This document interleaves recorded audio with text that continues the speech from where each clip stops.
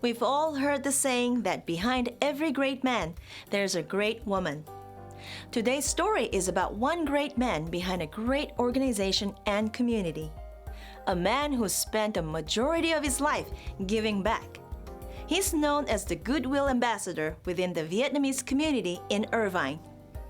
I had a chance to meet with a community leader and a philanthropist, Jack Toan, to discuss why he's so passionate about his charitable organizations. Today I'm here with community leader and philanthropist, Jack Toan. Hello, Jack. Hi. Thank you so much for giving me the time to meet with you today. I'm glad to be here talking to you, and thank you. You know, I have to say that as an Asian American, you have achieved tremendous success as a senior executive at one of the largest financial corporations in the U.S. So tell me a little bit about your journey, your experience on how you got on board in the first place. Yeah, well, it's really, to me, I feel like it's a blessing that I sort of fell into this job with really a great company. And, part of it is how I got here was a result of going in a different direction and by accident falling into something I really love. Never thought I would be paid in a job to work in the community, to serve the community. I know every Asian American immigrating here to the U.S. has a story. So tell me about your story. How did you end up coming here to the U.S.?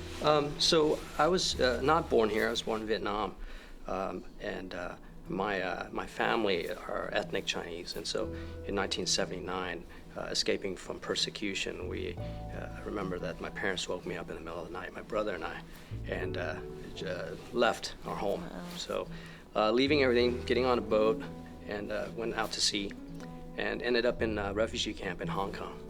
Wow. And from there, my parents applied for asylum in different countries, and because of a small church in South Carolina, who saw the plight of the boat people and wanted to do something, reached out and sponsored my family over.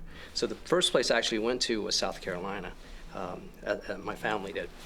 In addition to being the vice president and a community affairs manager, correct, for Wells Fargo, I know you currently serve on the board of many nonprofit organizations. Yeah. So tell me a little bit about these organizations you're involved with. Well, they're all great organizations. I have the opportunity in my role managing the philanthropic giving program to see many successful nonprofits and many excellent nonprofits out there. But the most important thing for me is to choose to work with organizations that have a passion around. And I encourage people to do that because then you can really get engaged in that.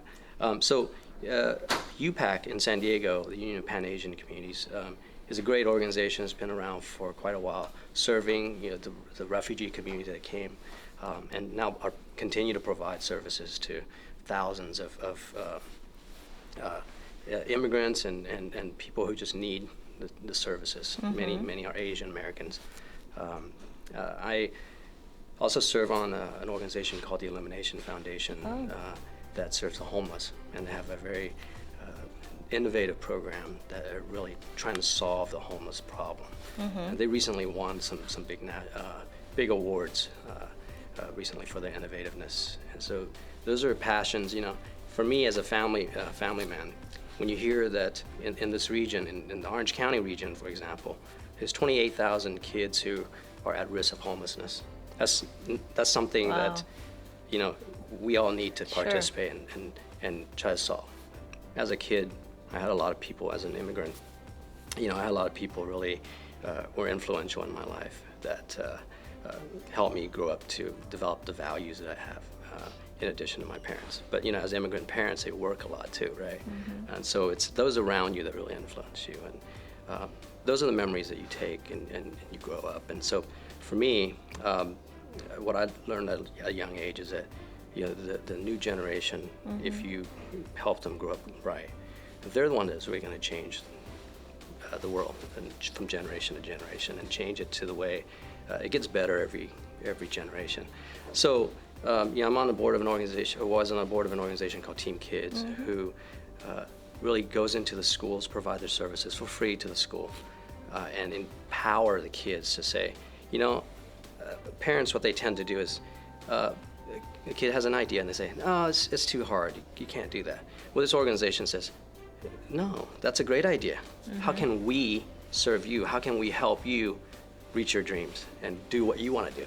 So it empowers them to take charge and say, I want to do this, and I'm just going to do it, right? And so future philanthropists, right? Right. But I did in 1999, so it's a little while back. A friend of mine was sitting around, and we were passionate about martial arts because we trained, and we thought, well, how do we? At the time, we didn't, coming out of college, just starting a new job, and it wasn't really making a lot of money.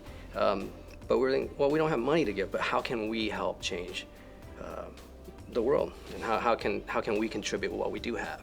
And this is what I talked about, being passionate, right? And we said, well, we have martial arts knowledge. How about we take this and develop a program for the kids in the community? Because when I was growing up, my parents were poor. We couldn't afford, Bruce Lee was my idol, but I couldn't afford martial arts classes. They're expensive. So how about we provide it to them for free, and so that we and target Asian American kids, because as they grow up, we don't, they're getting distant from the traditions and the values that we as Asian Americans may have had in the previous generation.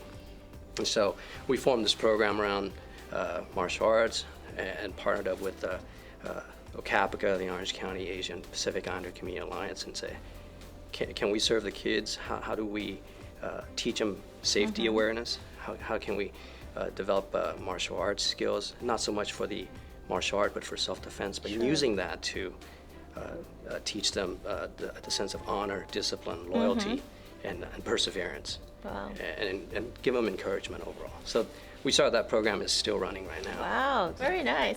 Well, again, thank you so much for your time in meeting me today. I am so excited to meet with you and inspired, actually. You seem such a wonderful person to know. Thank on you. A personal level, Appreciate especially. That, and yes. I really enjoyed the conversation. Okay. Well, I wish you the best of luck in your future endeavors. And on behalf of the community, I thank you for all that you do. All right, thank you.